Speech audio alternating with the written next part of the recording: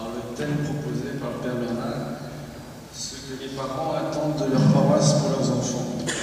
Alors, comme vous en doutez, beaucoup de choses ont déjà été dites. On va essayer très simplement de vous faire part de ce que nous vivons et de ce que nous essayons de faire dans le cadre de la paroisse sur Belfort. Donc nous sommes mariés depuis 18 ans. Nous avons 4 enfants âgés de 16 à 10 ans. Et nous avons la chance de bénéficier d'une relative stabilité géographique, puisque nous habitons à Belfort depuis environ 10 ans, 13 ans. Donc nos enfants ont grandi dans une unique et même paroisse. Alors, en tant que parents, nous avions et avons toujours un double souci, transmettre l'intégralité de la foi à nos enfants, mais aussi participer pleinement à la vie de notre paroisse. Alors, on va voir un peu comment s'est articulée cette double aspiration. Alors, comme vous en doutez, cette double exigence s'est heurtée assez rapidement à des difficultés. Alors, très rapidement, le contexte. Notre diocèse est un petit diocèse, marqué par son histoire sociale, avec un clergé qui se raréfie. Par ailleurs, il a fait l'objet d'une réorganisation sectorielle qui a souvent été assez douloureuse et mal vécue. Alors nous-mêmes, dans ce cadre, nous avons fait le choix d'une paroisse centrale, qui n'est pas notre paroisse géographique. C'est un choix qui peut se discuter, mais nous souhaitions avoir un cadre qui soit un minimum porteur sur le plan spirituel pour nos enfants. Alors néanmoins, nous n'avons pas toujours trouvé un écho favorable à nos aspirations. Nous nous sommes rapprochés dans un premier temps des parcours proposés, mais la catéchèse locale nous a rapidement apparu comme appauvrie de son sens profond, manquant de rigueur doctrinale, et elle ne correspondait pas du tout à nos attentes. En tout cas, elle ne permettait pas d'accéder à l'intégralité de la foi transmise comme un tout organique en soi. Alors, par ailleurs, nous étions même souvent confrontés à cette éthique de situation où le contenu de la catéchèse était secondaire au vécu, au ressenti, à l'expérience des enfants, la foi s'adaptant en quelque sorte aux circonstances. Donc, par rapport à ça, j'ai eu l'occasion de discuter avec certaines catéchistes très impliquées dans la paroisse, et elles pensaient en fait qu'au vu, leur raison d'agir comme ça, c'était qu'au vu de la déchristianisation des familles, on ne pouvait pas présenter directement le message de l'Église. Il est trop exigeant, et du coup, elles pensaient que ça aurait pu faire fuir au lieu d'attirer. Donc nous avons trouvé tout d'abord au sein de notre paroisse un réel souci d'aller chercher les plus éloignés de l'Église. Mais pour notre part, on était quand même cependant en droit de poser la question, mais après, comme nous, une fois qu'on est pratiquants, là je rejoins ce que disait Père Bernard, est-ce qu'on peut aspirer à un module un peu plus complet? Et alors là, dans une autre discussion, il m'a été clairement répondu que nos enfants n'étaient pas la priorité, puisque nous sommes pratiquants et qu'ils reçoivent déjà beaucoup en famille. Alors, juste une petite précision, à l'époque, c'était la responsable de la catéchèse qui m'avait répondu ça. Voilà, alors nous avons ressenti aussi une liberté trop grande donnée aux catéchistes par rapport à l'enseignement proposé par l'Église. Et là, pour illustrer ce point, je rejoins, je crois, un témoignage qui a déjà été donné, mais qui, pour moi, a été en fait une prise de conscience. C'est qu'il y a quelques années, enfin il y a pas mal de temps, nos enfants étaient tout petits, je faisais de la catéchèse familiale pour les 6-7 ans. Et le livre proposait raconter un tas d'événements de la vie de tous les jours, mais quand j'ai jamais trouvé de page évoquant le vendredi saint, quand j'ai voulu préparer la semaine sainte avec les enfants. Et la fête de Pâques était évoquée comme une fête de la vie.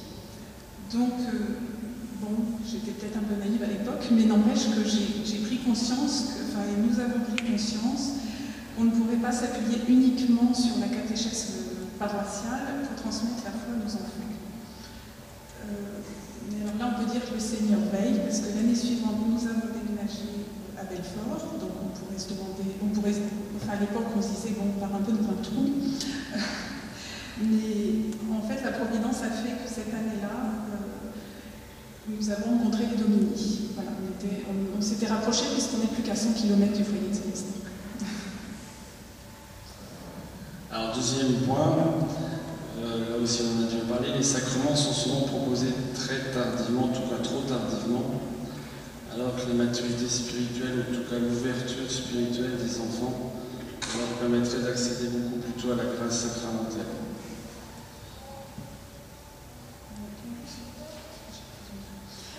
Nous avons été confrontés à la difficulté, notamment de faire accepter par la paroisse une première communion avant l'âge de 9 ans, si nous sentions nos enfants prêts et demandeurs.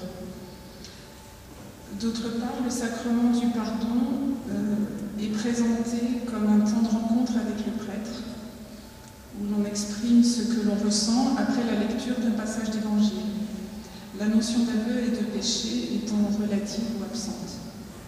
En fait, le support s'appelle brise-chagrin.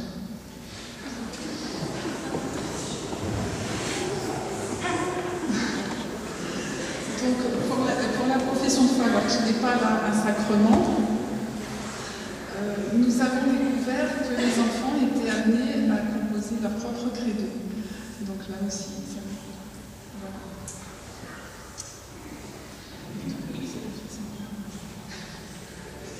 Donc, en tant que premier responsable et premier éducateur de nos enfants, nous leur avons donc proposé des cheminements spécifiques adaptés à leur maturité et sensibilité et avec des temps extra-paroissiaux.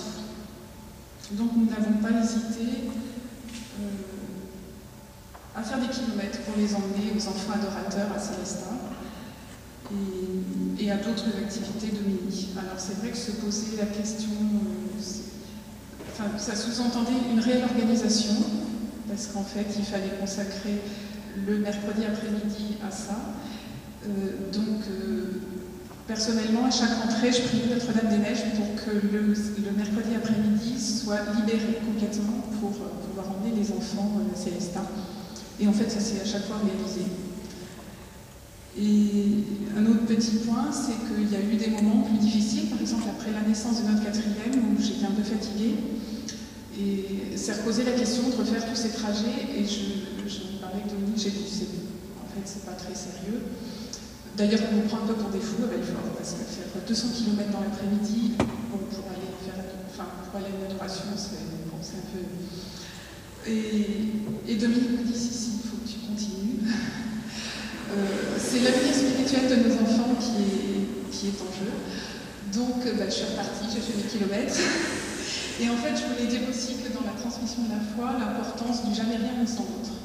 Parce que j'avais besoin à ce moment-là d'un petit coup de pouce. Mais j'étais persuadée pour moi qu'il fallait faire. Mais voilà. Alors, point particulier pour la confirmation, nos enfants recevant ce sacrement dans le cadre de la paroisse. Mais là aussi, on se retrouve dans le témoignage d'Hervé. Donc, ils sont obligés de participer à la préparation, ce qui ne soit pas très choquant. Mais le contenu est totalement creux. Et en fait, on se demande s'ils entendent parler de l'Esprit Saint. Donc bon, c'est pas évident. Par ailleurs, quant à l'âge proposé, il nous semble aussi qu'ils y accèdent là aussi trop tardivement. Les adolescents ont besoin de ce sacrement pour vivre leur foi dans leur vie quotidienne, surtout au collège. Là aussi, nous comprenons, enfin moi je l'ai compris d'autant plus en profondeur à la lumière de l'enseignement qu'on a reçu sur ce sujet au week-end fou. Voilà, un petit point particulier, dans le cadre de la préparation à cette confirmation, nous avons été très touchés par un courrier de l'évêque à nos enfants nous l'a montré. Un courrier très profond, personnel et simple, où l'évêque soulignait notamment l'importance des dons reçus et se révélait très sensible et attentif au parcours spirituel de l'enfant. Alors, dernier point dans ce premier chapitre, dans nos différents contacts avec les acteurs paroissiaux sur ces différents sujets, nous avons souvent été confrontés à la notion d'église particulière. C'est un sujet qu'on n'avait pas beaucoup travaillé avant. Et une notion que le Père Bernard nous a éclairé pour nous lors du dernier week-end foyer, une notion à resituer, à repositionner dans le cadre de l'Église universelle. Oui, parce que souvent, effectivement, lors de nos discussions avec les membres ayant des responsabilités sur la paroisse, donc des catéchistes ou des membres de l'équipe d'animation pastorale, il nous a rappelé l'importance du faire Église. On nous a souvent dit qu'il faut faire Église. Alors le problème, c'est que nous ne mettons peut-être pas toujours le même contenu sous les mêmes mots. Pour la paroisse, cela semble signifier qu'il faut s'associer sans distinction à tout ce qui est proposé. Alors pour notre part, nous sommes d'accord, mais lorsque nous y mettons quelques limites, celles-ci sont souvent mal perçues. Et en ce sens, on nous reproche vite de nous mettre en dehors de l'Église et voire d'être en désobéissance avec notre évêque. Alors ce qui ne correspond pas, bien sûr, à notre intention. Alors, comment avons-nous néanmoins essayé de collaborer et d'être acteurs dans cette mission de transmission de la foi? Qu'attendons-nous de notre paroisse? Nous avons essayé de nous recentrer sur l'essentiel. Transmettre la foi, c'est-à-dire permettre la rencontre intime avec Jésus. Favoriser cette rencontre à travers les ressources proposées par la paroisse. Le CEC, alors je me suis permis de prendre une définition du CEC parce qu'en travaillant sur le sujet, j'étais mal à l'aise pour définir exactement la paroisse. Le CEC propose comme définition de la paroisse une communauté précise de fidèles qui est constituée d'une manière stable dans une église particulière et dont la charge pastorale est confiée au curé comme à son pasteur propre sous l'autorité de l'église diocésaine. Elle est le lieu où tous les fidèles peuvent être rassemblés dans la célébration dominicale de l'Eucharistie. La paroisse initie le peuple chrétien à l'expression ordinaire de la vie liturgique. Elle le rassemble dans cette célébration, elle enseigne la doctrine salvifique du Christ, elle pratique la charité du Seigneur dans des œuvres bonnes et fraternelles. Alors, si on reprend le premier point, la célébration de l'Eucharistie. Alors, le CEC nous dit « La participation à la célébration commune de l'Eucharistie dominicale est un témoignage d'appartenance et de fidélité au Christ et à son Église. » Donc, pour la messe dominicale, nous y assistons aussi régulièrement possible dans le cadre de la paroisse. Cette participation régulière permet le développement et l'approfondissement aussi de certains contacts avec les paroissiens et ceux qui sont investis dans la paroisse. Et dans ces contacts, nous avons essayé sur des sujets sensibles et divergents d'éviter l'affrontement. Il nous paraît important de proposer et il ne nous semblerait pas bon de rentrer dans une logique de groupe de pression, mais plutôt nous essayons de travailler dans la confiance. Nous essayons de participer aussi activement que possible à la vie liturgique. Alors, deux petits exemples. Moi, je ne suis pas un aventurier de la catéchèse, pas encore. Et donc, en fait, j'encadre le groupe des enfants de cœur qui n'existait pas au départ. Alors, cela n'a pas été facile, mais ça a permis de proposer une liturgie simple et belle, inspirée de la liturgie de la famille missionnaire. Et progressivement, les rapports se sont apaisés, approfondis. Et actuellement, il y a un petit groupe d'une dizaine d'enfants qui vient servir, je crois, avec joie et en parfaite harmonie avec le cadre paroissial. Alors, au début, les prêtres étaient un petit peu interrogateurs, puis là, ça fait plaisir de voir en fait qu'ils sont très contents aussi d'être entourés d'enfants. Alors pour ma part, avec quelques amis, il y a environ 6 ans, nous avons demandé à notre curé de remettre en place une adoration. Alors au début, il a manifesté un grand étonnement, voire même de l'incompréhension. Il avait l'impression en fait qu'on l'amenait à régresser parce qu'il avait été prêtre adorateur dans sa jeunesse, il nous a dit. Et il disait, mais aujourd'hui, il vaut mieux agir et se retrousser la manche, plutôt que de se mettre en prière. Alors on a continué un peu à discuter avec lui, et enfin, il a accepté. Et nous avons donc pu démarrer une adoration par mois. Et par la suite, on a vraiment eu la joie de voir notre curé redécouvrir l'adoration.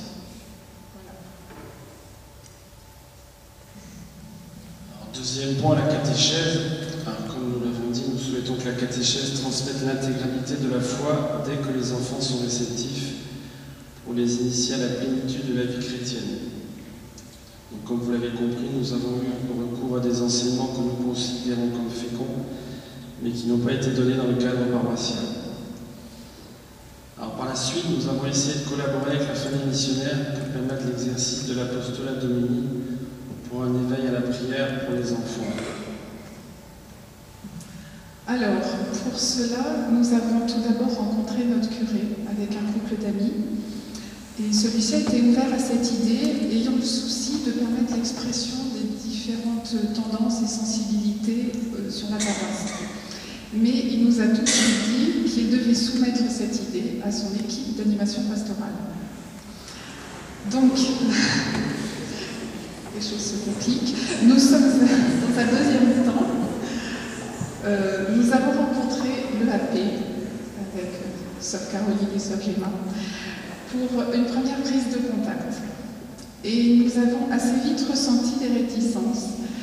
Certaines personnes, en fait, percevaient l'intervention des sœurs comme pouvant faire concurrence à la catéchèse paroissiale, évoquant même, selon elles, un risque de ghetto. Le mot a été dit, hein, donc, ayant quelques difficultés, nous avons donc été amenés à voir notre évêque. Alors nous avions, petite parenthèse, nous avions eu la chance de le rencontrer 15 jours plus tôt à Lourdes, lors de la visite du pape de septembre 2008. Donc sur ce sujet, il nous a écoutés très attentivement, il a été sensible à la réalité de notre lien paroissial. Et en fait, il a permis l'exercice de cet apostolat. Alors qu'il se révèle pas toujours, voilà, ne pas se réaliser toujours sans difficulté. Mais cependant, cette année, l'adoration du Saint-Sacrement a pu être mise en place avec le frère Édouard qui accompagne les sœurs. Et voilà, donc toujours en accord bien sûr avec notre. Alors, ce que je voulais rajouter, c'est qu'avant tout ça, nous avions reçu la Vierge pèlerine de Notre-Dame des Neiges et je l'avais amenée au sein de la paroisse, voilà, dans la chapelle du presbytère pour dire un chapelet avec quelques mamans. Et en fait, une petite anecdote, avec le remaniement des paroisses, notre nouvelle paroisse s'appelle Saint-Jean-Baptiste. Et ce jour-là, j'ai vraiment senti que Notre-Dame des Neiges, que Notre-Dame des Neiges avait visité notre paroisse. Alors, dernier point, la communauté paroissiale à dimension fraternelle. L'Eucharistie est bien évidemment intrinsèquement à elle seule source et sommet de notre foi. Mais sa célébration vécue dans le cadre paroissial doit permettre, comme le soulignait Benoît XVI, aux hommes de se libérer de l'individualisme et de dépasser les frontières et les différences dues à la profession, à la classe sociale, à la nationalité. Alors dans notre paroisse et dans notre petit diocèse, nos enfants et nous-mêmes sommes souvent confrontés à des cheminements, des sensibilités différentes. Alors cela contribue à exercer leur discernement, mais en toute charité, à ce qui peut s'avérer être quelquefois un exercice difficile mais nécessaire.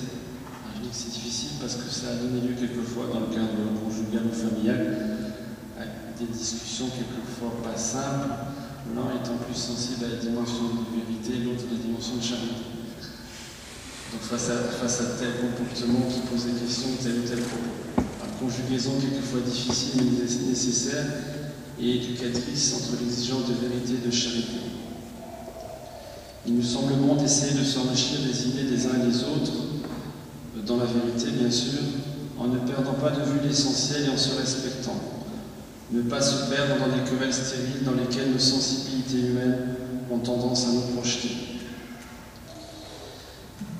Alors en conclusion, pour conclure ce que l'on attend de la paroisse, lieu de transmission, de développement et d'approfondissement de la foi, c'est qu'elle soit reliée et en union avec l'Église universelle, marquée par la fragilité humaine et portée par l'Esprit Saint, et qu'elle transmette la totalité du message du Christ. Voilà, et nous savons que nous-mêmes, pour être en communion avec l'Église universelle liée au pape, nous devons être intégrés à notre Église particulière et l'aimer. Et c'est ce que nous essayons de faire.